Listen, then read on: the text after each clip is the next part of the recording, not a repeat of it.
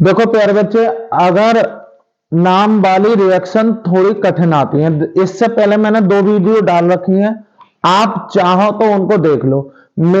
मुझे पूरी उम्मीद है कि उन्हीं से जो है नाम वाले रिएक्शन आ जाएंगे। लेकिन यदि पेपर थोड़ा सा कठिन बनता है तो इस वीडियो में 1 2 3 और बेटा 4 और दूंगा, केवल 7 रिएक्शन। निश्चित है इन 7 में से चाहे 2 आए, लेकिन आएंगी। अगर कठिन पेपर होता है तो बेटा सब हो सकता है इसी में से आ जाए। इसलिए वीडियो को लास्ट तक देखना बहुत ज्यादा जरूरी है, ये ध्यान रखना, क्योंकि मैं इसमें वो वाली रिएक्शन दे रहा हूं जो बेटा किताबों में भी क्या है, थोड़ी कम है। इधर देखेंगे, रिएक्शन का नाम है किलेजन संघनन अपक्रिया। अब बेटा आप लोगों ने देखो क्या कर रखा है, एल्डोल संघनन पढ़ रखा है। इसी प्रकार से आपने पढ़ रखी है इसमें कौन सी, यहां पे 2 रिएक्शन, किलेजन संघनन अपक्रिया, एल्डोल संघनन अपक्रिया और बेंजाइन संघनन अपक्रिया। यदि आपको इनमें से किसी एक की पूरी तरीके से परिभाषा आती है तो आप इन तीनों को लिख सकते हो। इन तीनों को, इसी में की एक है केनिजारो अपक्रिया। इन चारों में 2-2 अणु प्रयुक्त होते हैं। कितने अणु? 2-2। अभिकारक 2 अणु, अभिकारक 2 अणु। एल्डोल संघनन चाहे कीटोन से कराओ चाहे एल्डिहाइड से कराओ, उसमें भी 2 अणु लिए जाते हैं और किसी न किसी की क्या ली जाती है, उपस्थिति। ये बिल्कुल निश्चित है। देखते हैं फिलहाल क्या है, किलेजन संघनन अपक्रिया। पहली बात तो इसमें संघनन हो रहा है, जैसे एल्डोल संघनन में एल्डिहाइड के 2 अणु संघनित होते हैं, इसी प्रकार से कीटोन में भी ये सब एल्फा हाइड्रोजन से संबंधित है। यानी कि बे एल्डिहाइड और कीटोन जिनमें एल्फा हाइड्रोजन परमाणु उपस्थित होता, तनु NOH की उपस्थिति में संघनित होकर एल्फा हाइड्रोक्सी एल्डोल देते हैं। सही है ना। इसी प्रकार से ये भी रिएक्शन किलेजन संघनन, ये है किसकी बेटा, ये एस्टर की है। क्या है? एस्टर। एस्टर कौन सा, इसका नाम क्या हो जाएगा, इसको एथिल और ये एसीटेट, तो एथिल एसीटेट है ये, एथिल एसीटेट। ठीक है ना। देखो बेटा नाम से पहले ये पता होना चाहिए ये अपक्रिया देता कौन है। तो किलेजन संघनन अपक्रिया में देखो, वह अपक्रिया जिसमें एल्फा हाइड्रोजन रखने वाले एस्टरों के 2 अणुओं को सोडियम एथॉक्साइड, सोडियम एथॉक्साइड की उपस्थिति में संघनित करने पर बीटा कीटो एस्टर प्राप्त होते हैं। और कॉमा लगा के ये अपक्रिया क्या कहलाती है, किलेजन संघनन अपक्रिया कहलाती है। कुल मिलाए के यहां संघनन होगा, संघनन हो गए तो 2 अणु जरूर होंगे। शर्त यह है किलेजन संघनन अपक्रिया की, शर्त क्या है, एल्फा हाइड्रोजन परमाणु उपस्थित होने चाहिए। और कौन से, वे एस्टर, यानी कि ये जो किलेजन अपक्रिया देते हैं वो एस्टर देते हैं। एस्टर आप जानते ही हो बेटा, RCOOR-, ये एस्टर है। यहां और इधर कुछ भी हो सकता है, लेकिन यहां एल्फा हाइड्रोजन परमाणु उपस्थित होने चाहिए। एल्फा हाइड्रोजन परमाणु का मतलब ये कार्बोनिल समूह के पड़ोस वाले कार्बन पर हाइड्रोजन जरूर होने चाहिए, क्योंकि ये एल्फा हाइड्रोजन परमाणु कहलाते हैं। ठीक है ना।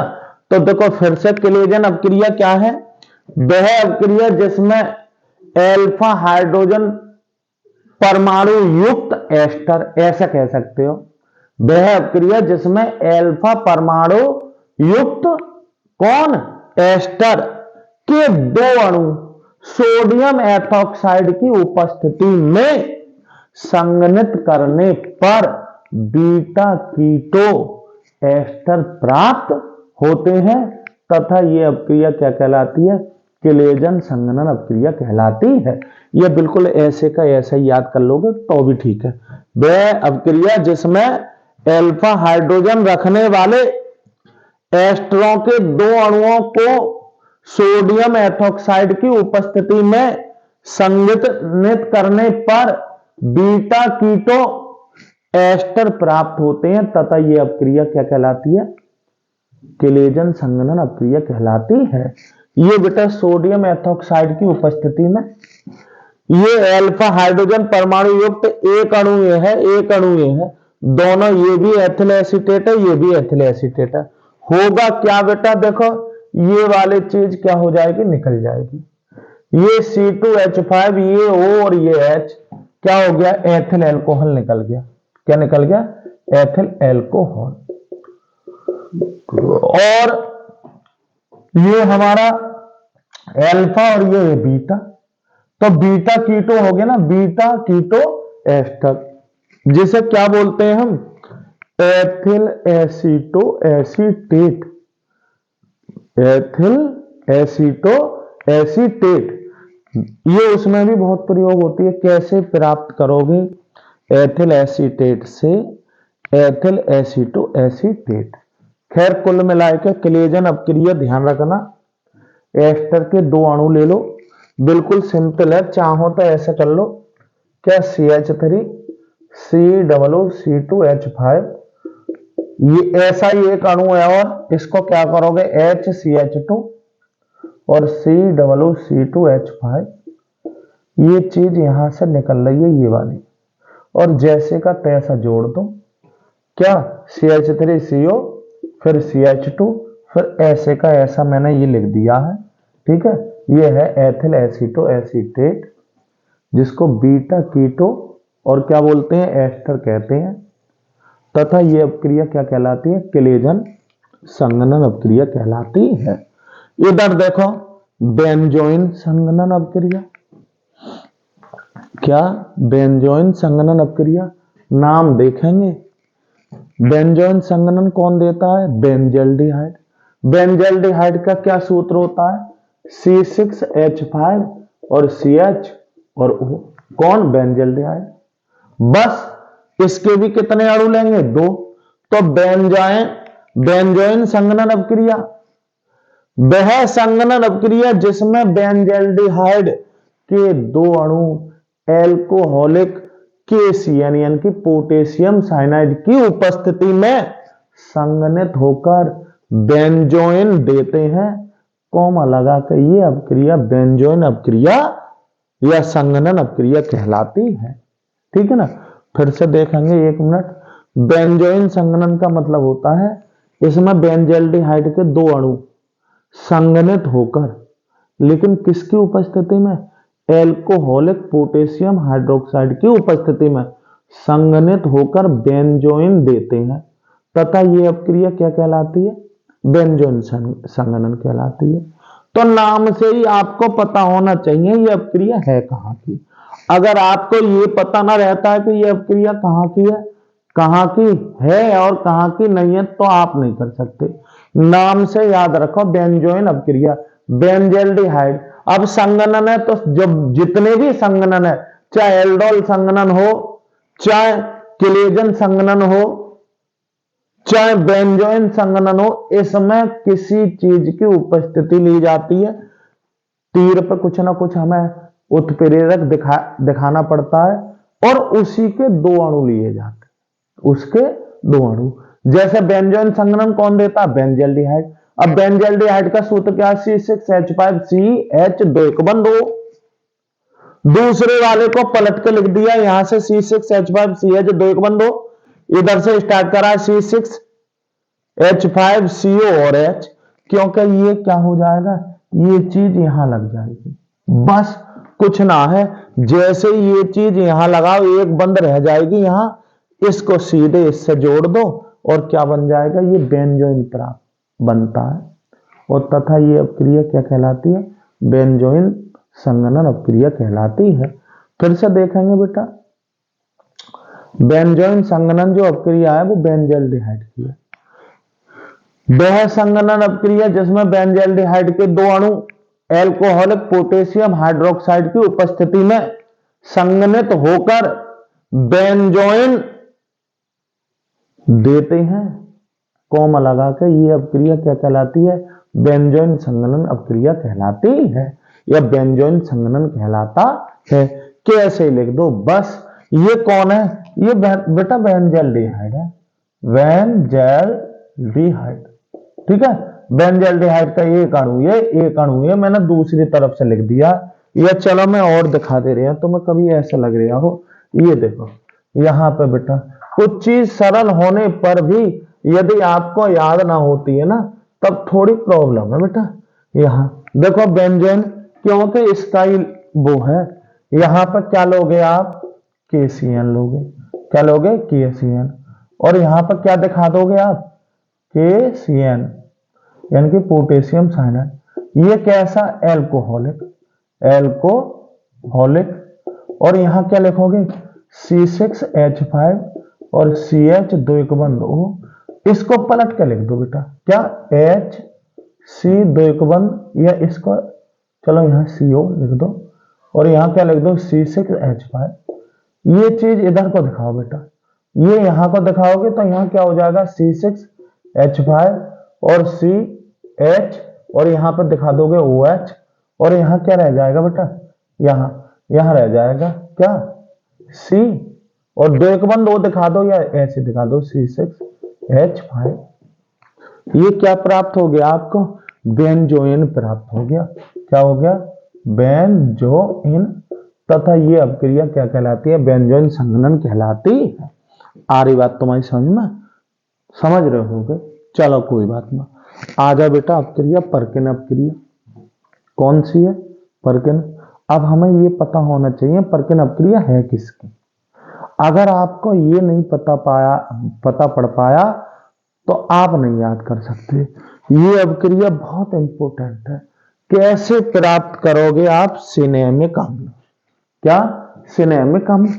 अब देखो बेटा क्या है परकिन अपक्रिया में, है क्या, वह अपक्रिया जिसमें एरोमेटिक एल्डिहाइड पर किसी एल्फा हाइड्रोजन युक्त एलिफेटिक मोनोकार्बोक्सिलिक अम्ल के निर्जल लवण की, वह अपक्रिया जिसमें एरोमेटिक एल्डिहाइड पर किसी एल्फा हाइड्रोजन युक्त एलिफेटिक मोनोकार्बोक्सिलिक अम्ल के निर्जल लवण की उपस्थिति में उसी अम्ल के एनहाइड्राइड के साथ उच्च ताप पर अपक्रिया से एल्फा बीटा असंतृप्त मोनोकार्बोक्सिलिक अम्ल प्राप्त होते हैं, तथा ये अपक्रिया क्या कहलाती है, परकिन अपक्रिया कहलाती है। फिर देखेंगे इसमें क्या है बेटा, परकिन अपक्रिया किसकी, बेंजल्डिहाइड, एरोमेटिक एल्डिहाइड। जैसे में हमने तुम्हें बेंजल्डिहाइड ही बताएंगे, एरोमेटिक एल्डिहाइड में आप सब जानते हो कौन सी की जिक्र करते हैं हम, बेंजल्डिहाइड की।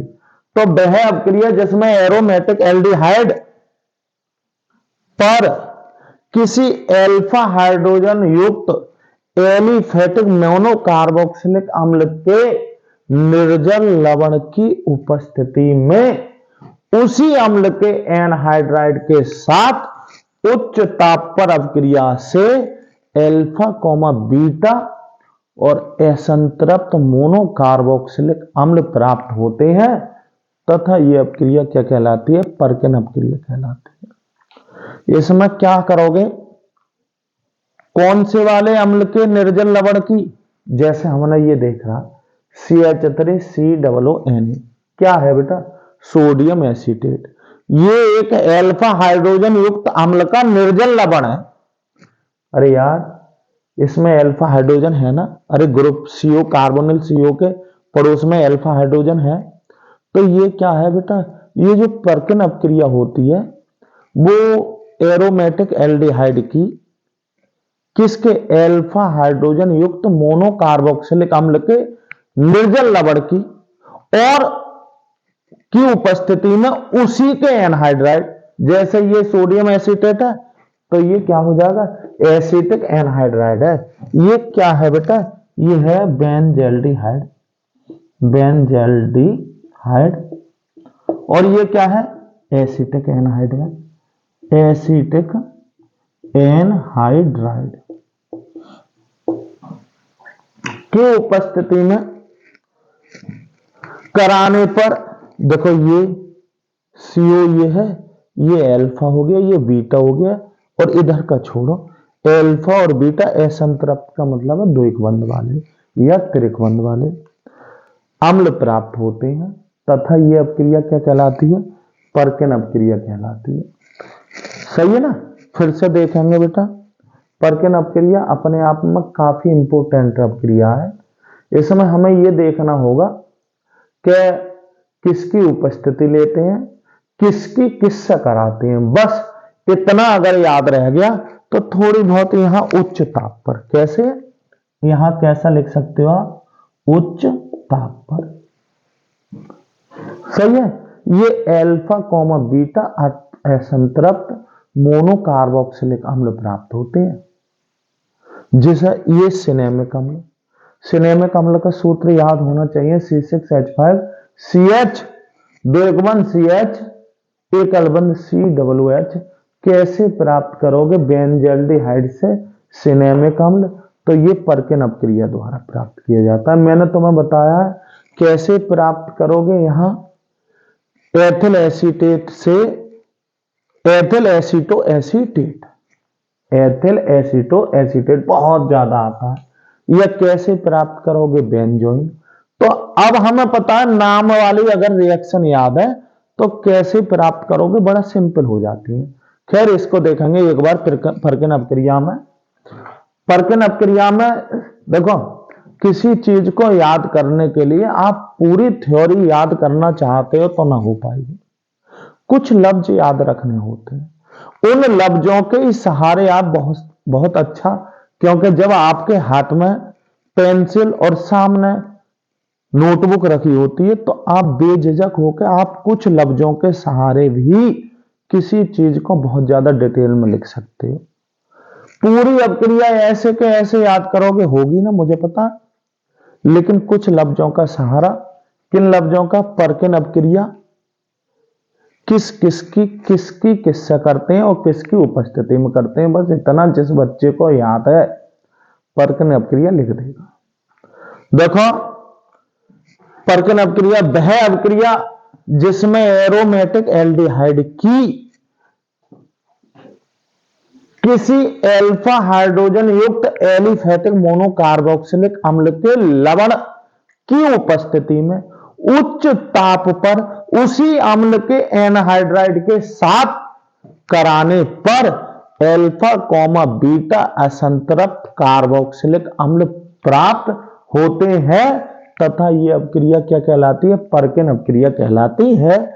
जैसे हम देख रहे हैं बेंजल्डिहाइड की, यहां सोडियम एसीटेट, अरे अल्फा हाइड्रोजन युक्त अम्ल का मोनोकार्बोक्सिलिक अम्ल का लवण है ना, है सोडियम लवण है, इसी का एनहाइड्राइड तो एसिटिक एनहाइड्राइड के साथ अपक्रिया जब कराएंगे तो C6H5CH द्विगुण CH एक अलबंध COOH प्राप्त होगा। यह अपक्रिया यहां से टूटेगी, यहां से, और साथ में क्या प्राप्त हो जाएगा? CH3COOH, जिसे क्या कहेंगे? सिनेमिक अम्ल कहते हैं। आ रही बात तुम्हारी समझ में? एक बार इसका स्क्रीनशॉट लेके आप दोबारा से पढ़ सकते हो, वरना नोट करनी होंगी, ये ध्यान रखना। आगे देखते हैं बेटा, आगे और अच्छी इंपोर्टेंट उतारूंगा, एक सेकंड को। देखो बेटा क्या है? क्लेजन सिमट संघनन। अभी इससे पहले पढ़ा था क्या? क्लेजन संघनन। तो क्लेजन संघनन किसकी थी? एस्टर की। किसकी थी? एस्टर की। ये ध्यान रखना, एस्टर के दो अणु लिए थे, सही है ना। इधर देखो क्लेजन सिमट संघनन। पहली बात तो ये ध्यान देंगे हैं किस किस की। अगर आपको ये याद रहा कि ये किस चीज की, कौन से यौगिक इस वाली अपक्रिया को देते हैं, तब आप कर सकते हो। तो इसलिए ये सबसे स्टार्टिंग याद रहती है। तो क्लेजन सिमट संघनन वह संघनन अपक्रिया जिसमें बेंजल्डिहाइड, एलिफेटिक एल्डिहाइड या कीटोन जिनमें अल्फा हाइड्रोजन परमाणु उपस्थित हो के साथ तनु क्षार विलयन की उपस्थिति में अपक्रिया करके अल्फा कॉमा बीटा असंतृप्त एल्डिहाइड व कीटोन बनाता है। तथा ये अपक्रिया क्या कहलाती है? क्लेजन सिमट अपक्रिया कहलाती है या क्लेजन सिमट संघनन कहलाती है। फिर से देखेंगे बेटा, क्लेजन सिमट संघनन अपक्रिया, तो ये ध्यान देंगे इसमें एरोमेटिक एल्डिहाइड, एलिफेटिक एल्डिहाइड या कीटोन, लेकिन एलिफेटिक एल्डिहाइड और कीटोन में वो होना चाहिए जिनमें कम से कम अल्फा हाइड्रोजन परमाणु उपस्थित हो, जिनमें अल्फा हाइड्रोजन परमाणु उपस्थित हो, शर्त वाली अपक्रिया है। तो वह संघनन अपक्रिया जिसमें एरोमेटिक एल्डिहाइड यानी कि बेंजल्डिहाइड, एलिफेटिक एल्डिहाइड या कीटोन के साथ एरोमेटिक एल्डिहाइड या कीटोन जिसमें अल्फा हाइड्रोजन परमाणु उपस्थित हो के साथ तनु क्षारक की उपस्थिति में अपक्रिया करके अल्फा कॉमा बीटा असंतृप्त एल्डिहाइड और कीटोन बनाते हैं तथा यह अपक्रिया क्लेजन सिमट संघनन अपक्रिया कहलाती है।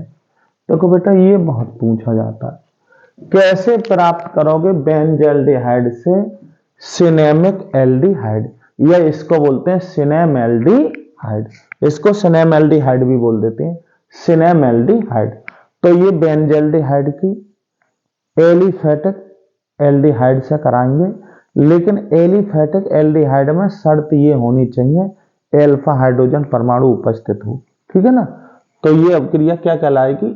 क्लेजन सिमट अपक्रिया कहलाएगी।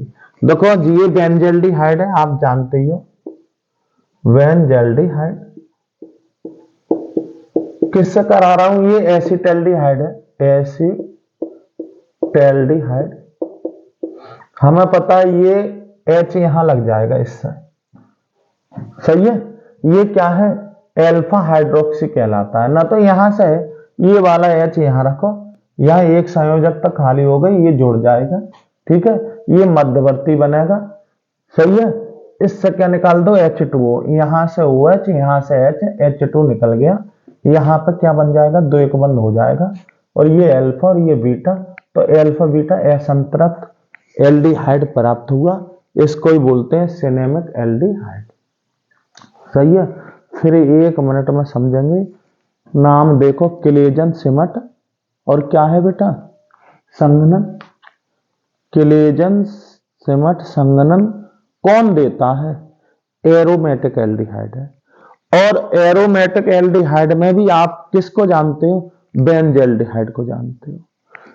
एरोमेटिक एल्डिहाइड की किसके साथ? एलिफेटिक एल्डिहाइड या कीटोन। लेकिन जो एलिफेटिक एल्डिहाइड और कीटोन, जैसे मैंने एसिटल्डिहाइड लिया है, इसमें फॉर्मेल्डिहाइड ना करेगा ये रिएक्शन। एरोमेटिक एल्डिहाइड किसकी? एलिफेटिक एल्डिहाइड या कीटोन जिनमें अल्फा हाइड्रोजन परमाणु उपस्थित हो के साथ तनु क्षार विलयन की उपस्थिति में अपक्रिया करके अल्फा कॉमा बीटा असंतृप्त एल्डिहाइड और कीटोन बनाता है तथा यह अपक्रिया क्या कहलाती है? क्लेजन सिमट संघनन अपक्रिया कहलाती है। इसमें क्या दे रखा है? इसको ही मैं दोबारा से लिख दे रही है, कभी ऐसा लग रहा हो। C6H5CH द्वैक बंध हो, ये बेंजल्डिहाइड है। एलिफेटिक ले लो तो एसिटल्डिहाइड, इसको CH3CHO है, इस तरीके से दिखाएंगे। किसकी? तनु क्षार, तनु NaOH के साथ करा दो इसको। ये वाला H यहां लगाओ बेटा, तो यहां C6H5 और CH और यहां दिखा दो OH। अब एक संयोजक तक खाली हो गई, इसको इससे जोड़ दो। किससे? CH2 और CHO, ठीक है ना। फिर ये OH और यहां से H क्या निकाल दोगे? माइनस के H2O निकल जाएगा, यहां द्वैक बंध आ जाएगा। C6H5CH द्वैक बंध CH और CHO। ये क्या बना? ये अल्फा कॉमा बीटा असंतृप्त एल्डिहाइड है, जिसे क्या बोलते हैं? सिनेमिक एल्डिहाइड कहते हैं, ठीक है ना। चलो बेटा आगे देखते हैं। ये रिएक्शन ऐसे के ऐसे याद होनी चाहिए। देखो बेटा, बहुत अच्छी अपक्रिया, नाम से पता पड़ रहा है कौन सी अपक्रिया आई है बेटा। ये कौन सी अपक्रिया है? युग्मन अपक्रिया। या इसको कपलिंग रिएक्शन भी कहते हैं, युग्मन अपक्रिया या कपलिंग रिएक्शन। देखो कैसे, ये बहुत सरल अपक्रिया है। इसमें कपलिंग आप जानते ही हो, कपलिंग का मतलब है जुड़ जाना, इसको इससे जोड़ दो। कपलिंग या युग्म बनाना, जोड़ा बनाना। तो क्या है, वह अपक्रिया जिसमें डाइएजोनियम लवण फिनॉल व एरोमेटिक अमीन के साथ क्रमशः तनु क्षार व तनु अम्ल की उपस्थिति में युग्मन से क्या बनाते हैं, रंजक बनाते हैं, तथा यह अपक्रिया क्या कहलाती है, युग्मन अपक्रिया कहलाती है। फिर से देखेंगे, इसमें है कौन, डाइएजोनियम लवण की किससे कराओगे, या तो फिनॉल लोगे तो किसकी, तनु क्षार की उपस्थिति लोगे, और एरोमेटिक एमीन लोगे तो तनु अम्ल की उपस्थिति, तो तनु अम्ल की। चलो मैं दिखाऊंगा अभी वो। ये है बेंजीन डाइएजोनियम लवण। ये कौन है बेटा, फिनॉल, आप जानते हो। यहां से H हटा, ये यहां पे जोड़ दोगे आप, क्या हो जोड़ दोगे, यहां पे जोड़ दोगे आप, और जोड़ने पर आपको यहां से ये हट जाएगा, ये आपस में इस तरीके से क्या हो जाएंगे, जुड़ जाएंगे, और आपका ये क्या बना, पैरा हाइड्रोक्सी एजोबेंजीन, जिसे ऑरेंज रंजक भी कहते हैं। रंजक मतलब है कलर देने वाला। तो कलर देने वाले पदार्थ प्राप्त होते हैं किससे, युग्मन अपक्रिया से। किससे, युग्मन अपक्रिया से। देखेंगे बेटा यहां पर कैसे करेंगे। वह अपक्रिया जिसमें डाइएजोनियम लवण फिनॉल व एरोमेटिक एमीन के साथ क्रमशः तनु क्षार व तनु अम्ल की उपस्थिति में युग्मन से क्या बनाते हैं, रंजक बनाते हैं, तथा यह अपक्रिया क्या कहलाती है, युग्मन अपक्रिया कहलाती है। क्या कहलाती है, युग्मन अपक्रिया। अब ये मैंने तुम्हें किसकी दिखाई है, डाइएजोनियम लवण की। किससे दिखाई है, फिनॉल से। अभी मैं तुम्हें उससे बता रहा हूं बेटा, ये फर्स्ट है, एमीन से दिखाऊंगा। तो ये आपका डाइएजोनियम लवण बना लो। आप जानते हो दो एक बंद, ये एक छोड़कर एक, फिर यहाँ एन, इस पर पॉजिटिव दिखा दो, त्रिकबंध एन, और यहाँ Cl, और यह होगा नेगेटिव। इस पर क्या दिखा दो बेटा, नेगेटिव। यहां बेटा इसके जगह एरोमेटिक एमीन लो, एनिलीन। क्या ले लूं यहाँ, एनिलीन। एनिलीन में इधर क्या दिखाओगे आप, NH2, ये एनिलीन। जब एनिलीन लोगे तो यहाँ पे H पॉजिटिव, तनु अम्ल। बस यहाँ क्या दिखाएंगे, HCl निकाल दो। क्या निकाल दो, HCl, और ऐसी के ऐसे जोड़ दो। यहां आपका ये जोड़ रहा हूं मैं बेटा, N, दो एक बंद N, और यहां इससे आप एनिलीन जोड़ दो, यह NH2। ये क्या हो जाएगा, ये बेटा पैरा एमीन एजोबेंजीन, एजो, और क्या बना, ये बेंजीन बना। क्या बना, एजोबेंजीन। इसे को एजो रंजक बोलते हैं। क्या बोलते हैं, एजो रंजक। युग्मन अपक्रिया में कुछ भी ना है, ये ध्यान देंगे। डाइएजोनियम लवण या तो फिनॉल से या एरोमेटिक एमीन से। फिनॉल लिया है तो यहाँ पे तनु क्षारक लोगे, और एमीन ली है एरोमेटिक तो तनु अम्ल लोगे, और बस यहां से HCl निकाल के ऐसी के ऐसी इससे जोड़ दोगे, ये बनेगा यहां पैरा हाइड्रोक्सी, ये पैरा एमीन, ये पैरा एमीन है, और ये क्या है, पैरा हाइड्रोक्सी एजोबेंजीन प्राप्त होती है, जिसे क्या बोलते हैं हम, ऑरेंज रंजक भी कहते हैं। ठीक है, युग्मन अपक्रिया में ध्यान रखेंगे आपको करना क्या है। एक तो डाइएजोनियम लवण की किससे कराते हैं बेटा, फिनॉल या एरोमेटिक एमीन से। फिनॉल से करा रहे हो तो यहाँ OH नेगेटिव दिखा दो, और एमीन से करा रहे हो तो H पॉजिटिव दिखा दो। आ रही बात समझ? युग्म बना दो, युग्मन यहां से Cl यहां से H हटा दो, HCl निकाल दो, बस यहां दो बंद रहने दो और इसको जोड़ दो, ये बनेगा बेटा पैरा हाइड्रोक्सी और एजो और बेंजीन प्राप्त हो गया, जिसे ऑरेंज रंजक भी कहते हैं। तथा ये अपक्रिया क्या कहलाती है? ये अपक्रिया आपकी युग्मन या कपलिंग रिएक्शन कहलाती है। ठीक है ना? चलते हैं बेटा आगे देखते हैं। यहां पे हमें बस ये देख लेना है कि युग्मन अपक्रिया देता कौन है, इतना याद रखना है। युग्मन अपक्रिया डाइएजोनियम लवण की या तो फिनॉल से कराओ या डाइएजोनियम लवण की एरोमेटिक एमीन से कराओगे। किसकी उपस्थिति ले रहे हो बस इतना दिखा देना। फिनॉल से ले रहे हो तो तनु क्षार लोगे और एमीन से करा रहे हो तो तनु अम्ल, बस इतना दिखाए क्या और रिएक्शन बना दो और इसी यही आपकी हो जाएगी कौन सी? युग्मन अपक्रिया। देखते हैं बेटा आगे, बहुत अच्छी इंपोर्टेंट देखते हैं बेटा अपक्रिया का नाम हॉफमान या हॉफमैन मस्टर्ड ऑयल अपक्रिया। मस्टर्ड ऑयल का मतलब होता है सरसों का तेल।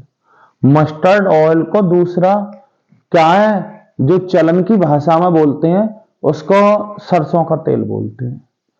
तो हॉफमैन मस्टर्ड ऑयल अपक्रिया।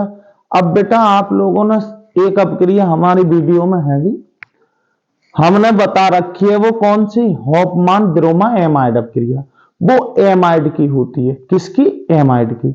ऐसे ही हॉफमैन मस्टर्ड ऑयल अपक्रिया ये एमीन की है।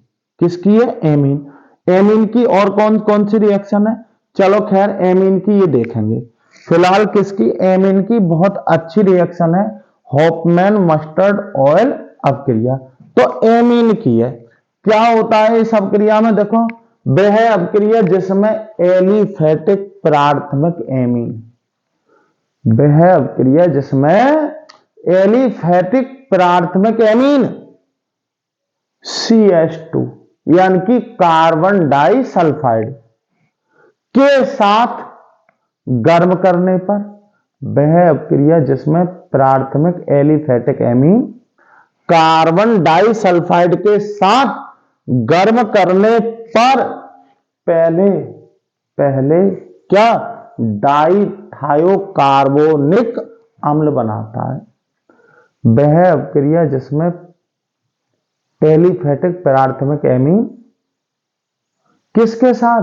कार्बन डाइसल्फाइड के साथ गर्म करने पर डाइथायोकार्बोनिल अम्ल बनाता है या कार्बोनिक अम्ल बनाता है, जो HgCl2 का मतलब है मर्क्यूरिक क्लोराइड, जो मर्क्यूरिक क्लोराइड द्वारा विघटित होकर, जो मर्क्यूरिक क्लोराइड द्वारा विघटित होकर एल्किल आइसोथायोसाइनेट बनाता है,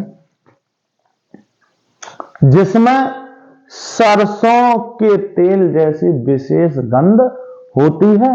और तथा ये अपक्रिया क्या कहलाती है? ये अपक्रिया हॉफमैन मस्टर्ड ऑयल अपक्रिया कहलाती है। देखो बेटा अपक्रिया दो पदों में होती है। कितने पदों में होती है? दो। ये जो हॉफमैन मस्टर्ड ऑयल अपक्रिया है ये बेटा कितने पदों में होती है? दो। ध्यान देंगे ये है किसकी? एलिफेटिक एमीन की है। वह अपक्रिया जिसमें एलिफेटिक प्राथमिक एमीन की किसके साथ? कार्बन डाइसल्फाइड के साथ गर्म करने पर डाइथायोकार्बोनिक अम्ल बनाता है या बनता है। यहां क्या है? ऐसे लिख दो, बनता है। वह अपक्रिया जिसमें एलिफेटिक प्राथमिक एमीन कार्बन डाइऑक्साइड के साथ गर्म करने पर पहले डाइथायोकार्बोनिक अम्ल बनता है, जो मर्क्यूरिक क्लोराइड द्वारा विघटित होकर एल्किल आइसोथायोसाइनेट बनाता है, जिसमें सरसों के तेल जैसी गंध पाई जाती है, या जिसमें सरसों के तेल जैसी विशेष गंध पाई जाती है तथा ये अपक्रिया क्या कहलाती है? क्या कहलाती है बेटा? हॉफमैन मस्टर्ड ऑयल अपक्रिया कहलाती है। खैर, इस अपक्रिया को लिखने के लिए 2 लफ्ज याद रखने हैं। कौन कौन से लफ्ज याद रखने हैं? कि जो हॉफमैन मस्टर्ड ऑयल अपक्रिया है, ये है किसकी? प्राथमिक एलिफेटिक एमीन की है। और ये अपक्रिया 2 पदों में संपन्न होती है। कैसे? पहले पद में क्या होता है? जब प्राथमिक एलिफेटिक एमीन को जब कार्बन डाइसल्फाइड के साथ गर्म किया जाता है तो क्या प्राप्त होता है? पहले डाइथायोकार्बोनिक अम्ल प्राप्त होता है, जो किसके द्वारा? जो मर्क्यूरिक क्लोराइड HgCl2 के द्वारा विघटित होकर एल्किल आइसोथायोसाइनेट बनाता है और जिसमें सरसों के तेल जैसी गंध पाई जाती है। और तथा ये अपक्रिया क्या है? हॉफमैन मस्टर्ड ऑयल अपक्रिया कहलाती है। नाम से ही पता पड़ रहा है, मस्टर्ड ऑयल की तरह यौगिक प्राप्त होता है जिसमें क्या है? सरसों के तेल जैसी गंध पाई जाती है। और इसी अपक्रिया को किस नाम से जाना जाता है? हॉफमैन मस्टर्ड ऑयल अपक्रिया। अब देखो, ये मैंने 2 पदों में लिख रखी है, ये लिख सकते हो अथवा ये। अब ये प्राथमिक एमीन है। कौन सी है ये? ये बेटा कौन सी एमीन है? Ethyl amine. एथिल एमीन तो ये है, एथिल एमीन। ये कार्बन डाइसल्फाइड है। क्या है? कार्बन डाइसल्फाइड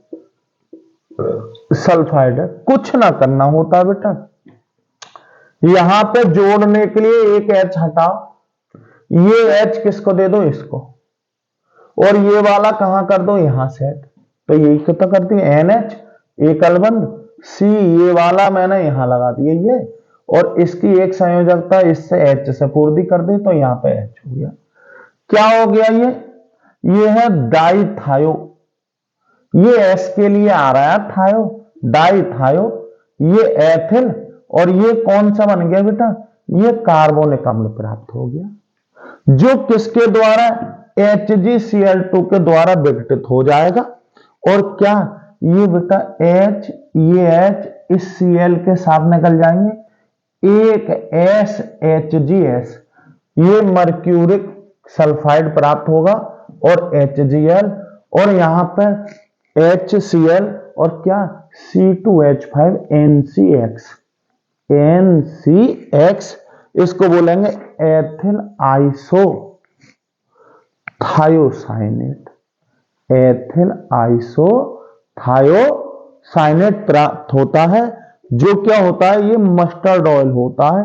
इसमें एक सरसों के गंध वाली विशेष गंध पाई जाती है, इसीलिए ये अपक्रिया क्या कहलाती है? हॉफमैन मस्टर्ड ऑयल अपक्रिया कहलाती है।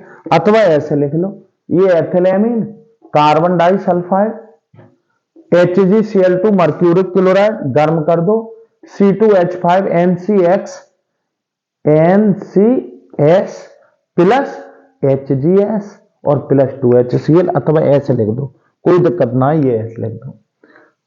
फिर से देख लोगे, हॉफमैन मस्टर्ड ऑयल अपक्रिया वह अपक्रिया जिसमें एलिफेटिक प्राथमिक एमीन कार्बन डाइसल्फाइड के साथ गर्म करने पर पहले डाइथायोकार्बोनिक अम्ल बनाता है, जो मर्क्यूरिक क्लोराइड द्वारा विघटित होकर एल्किल आइसोथायोसाइनेट बनाता है, जिसमें सरसों के तेल जैसी विशेष गंध होती है। तथा यह अपक्रिया क्या कहलाती है? हॉफमैन मस्टर्ड ऑयल अपक्रिया कहलाती है। अच्छा, इसको दोबारा दिखाऊं बेटा? अच्छा चलो कोई बात ना, आप लोग बता दोगे तो पता लग जाएगा मुझे कि क्या तुम चाह रहे हो। चलो देखो, इसको देख लो बेटा, तुम्हें अगर ये समझ में ना आ रही हो, अगर आपने अपक्रिया लिख दी तो आप लिख दोगे, ऐसा समझो। नाम लिखने की कोई जरूरत ना है, और चाहो तो बेटा देखो भाई, ये तो आप पर डिपेंड करता है कि आप क्या क्या याद कर सकते हो, क्योंकि ये अपक्रिया याद रखनी है निश्चित ही। कैसे? फिर देखो बेटा, यहां मैंने क्या लिखा था, प्राथमिक एमीन C2H5 और NH2। यहां इसकी किससे कर रहे हैं, कार्बन डाइसल्फाइड। सी की संयोजकता कितनी होती है, 4, तो 2 S इधर, ये S इधर। बस क्या कर दो, इसको गर्म। अब बेटा यहां मुझे यहां एक संयोजकता दिखानी है, तो C2H5 और NH, एकल बंध। इस C को लो, इसको लेंगे C, ये वाली ऊपर दिखाओ, द्विक बंध S, एकल बंध S, और ये वाला H इधर दिखा दो, तो ये हो गया। अब ये टूट जाएगा किसके द्वारा, HgCl2 के साथ। पता क्या, ये खत्म, ये सब खत्म कर दो, यहां क्या हो जाएगा, यहां पर ये लिख दो C2H5 और क्या N और C और S प्लस जो Hg है इसके साथ HgS प्लस ये H Cl के साथ 2HCl, ऐसे दिखा दो। सही है ना, ये इस तरीके से आप कर सकते हो। आ रही समझ में बेटा? बिल्कुल कठिन ना, 2 लफ्ज याद रख के ही क्या है इसमें, क्या है इस अपक्रिया में, ये एमीन की रिएक्शन है, एक ही रिएक्शन है। एमीन की क्या है, ज्यादा रिएक्शन ना है। एमीन आपके कोर्स में है, एमीन की हॉफमैन मस्टरडॉल अपक्रिया है।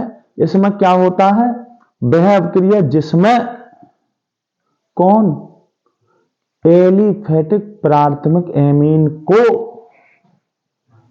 या एलिमेटिक प्राथमिक एमीन कार्बन डाइसल्फाइड के साथ गर्म करने पर पहले डाइथायोकार्बोनिक अम्ल बनाता है, जो HgCl2 द्वारा विघटित होकर एल्किल आइसोथायोसाइनेट बनाता है, जिसमें क्या सरसों के तेल जैसी विशेष गंध होती है, तथा यह अपक्रिया क्या कहलाती है, हॉफमैन मस्टर्ड ऑयल अपक्रिया कहलाती है।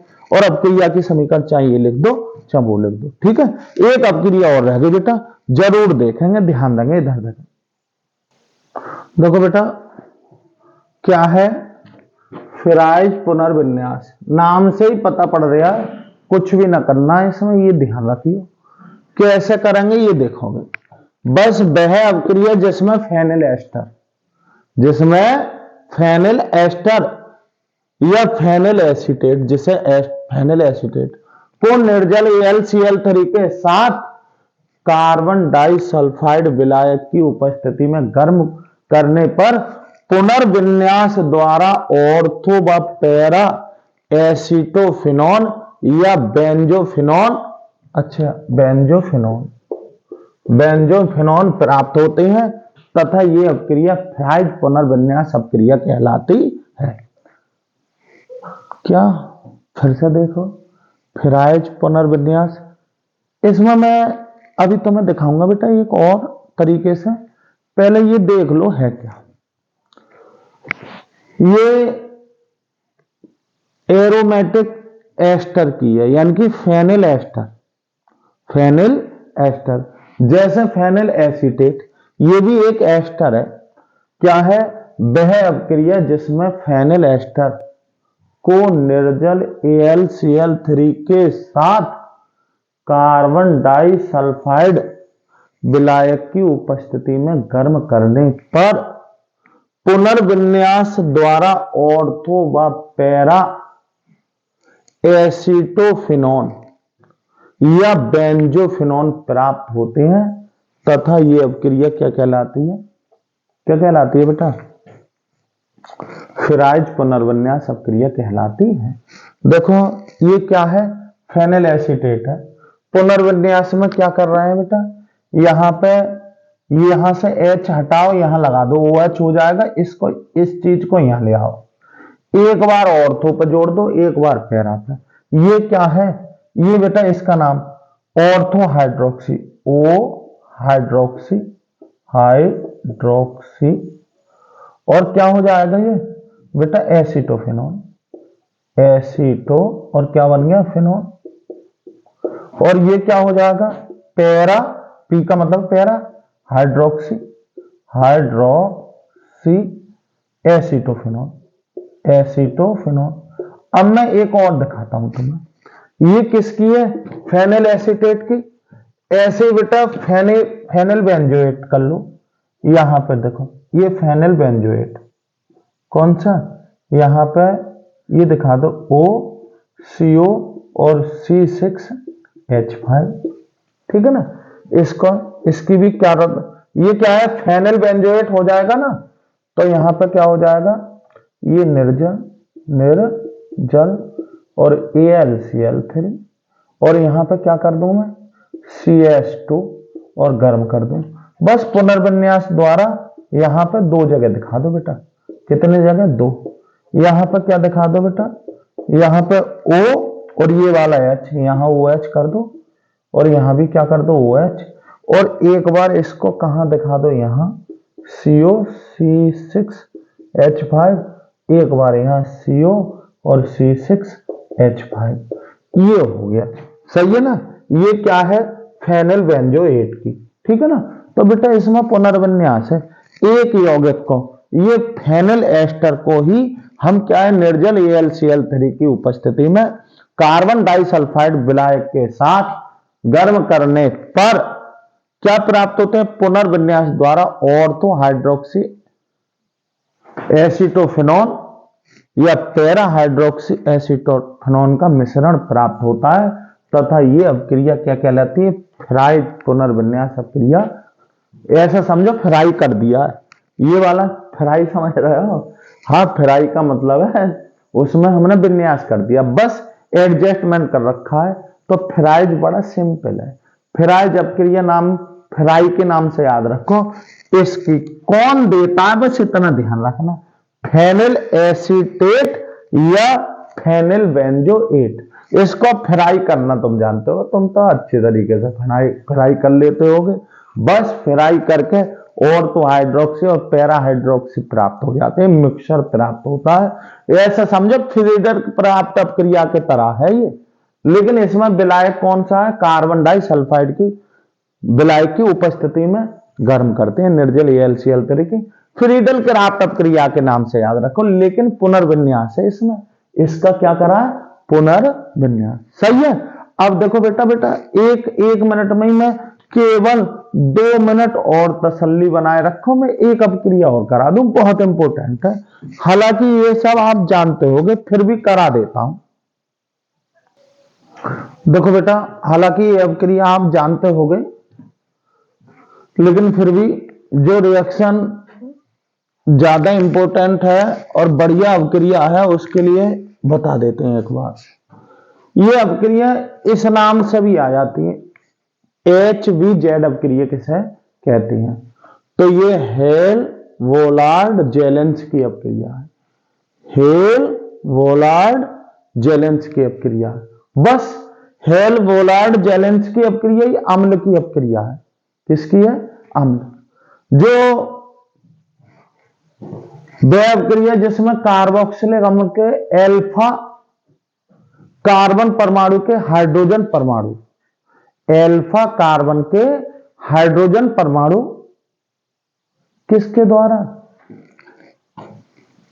लाल फास्फोरस की उपस्थिति में ब्रोमीन या क्लोरीन द्वारा क्या हो जाते हैं, प्रतिस्थापित होकर एल्फा ब्रोमो या एल्फा क्लोरो प्रतिस्थापित कार्बोक्सिलिक अम्ल देते हैं, तथा यह अपक्रिया क्या कहलाती है, हेल वोलार्ड जेलेंस्की अपक्रिया कहलाती है।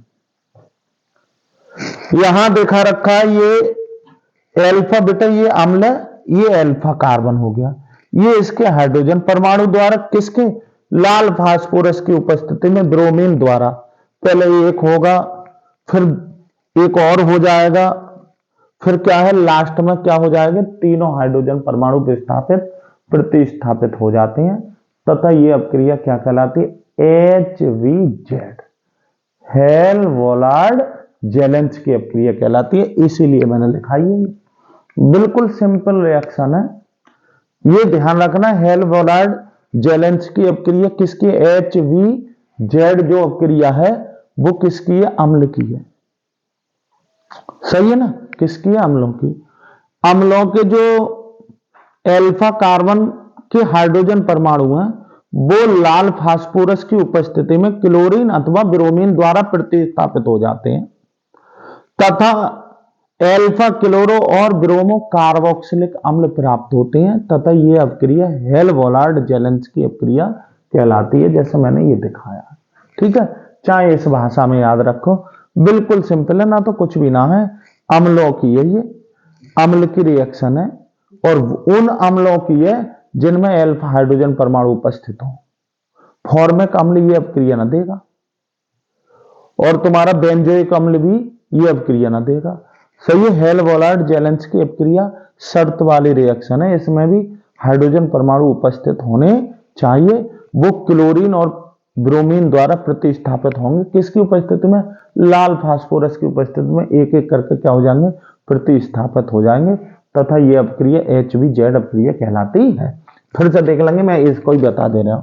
वह अपक्रिया जिसमें कार्बोक्सिलिक अम्लों के एल्फा कार्बन के हाइड्रोजन परमाणु लाल फास्फोरस की उपस्थिति में ब्रोमीन व क्लोरीन द्वारा प्रतिस्थापित होकर एल्फा ब्रोमो व एल्फा क्लोरो प्रतिस्थापित कार्बोक्सिलिक अम्ल देते हैं तथा ये अपक्रिया हेल-वोलार्ड जेलेंस्की अपक्रिया कहलाती है और अपक्रिया की समीकरण ये दे रखी है। सही है बेटा, मैंने बताया ये वो रिएक्शन है, इस वाली वीडियो में मैंने वो रिएक्शन कराई है। यदि कठिन पेपर आएगा तो इनमें से ही, और देखो बेटा निश्चित है वीडियो देखना, गारंटी बता रहे हैं, औरों को भी सलाह देंगे। इस वीडियो से तुम्हें भाई 2 रिएक्शन तो निश्चित मिलेंगे क्योंकि 2 तो कठिन आएंगे और कभी कभार बहुत कठिन पेपर बनेगा तो इससे ही मिलेंगे। ठीक है, धन्यवाद। अब मिलते हैं फिर बेटा, इतनी देर वीडियो पे बने रहे उसके लिए आप लोगों के लिए धन्यवाद।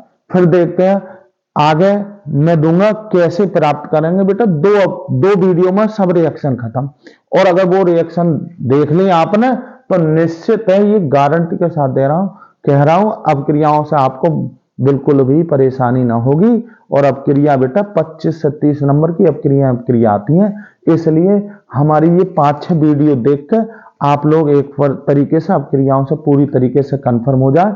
फिर मैं न्यूमेरिकल के वीडियो डालूंगा, यानी कि 4 से 5 दिन में तुम्हारा पूरा जो कोर्स है वो हो जाएगा।